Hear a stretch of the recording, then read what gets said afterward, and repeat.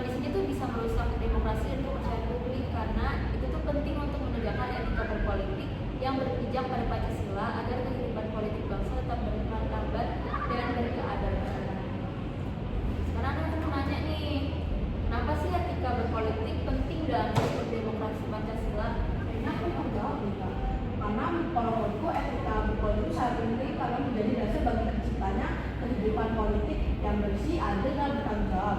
Dengan menjunjung etika tinggi, para politisi dapat menjaga kepercayaan publiknya. Kepercayaan publik melalui sikap jujur, transparan dan adil dalam menjalankan tugasnya. Bener banget tuh. Terus apa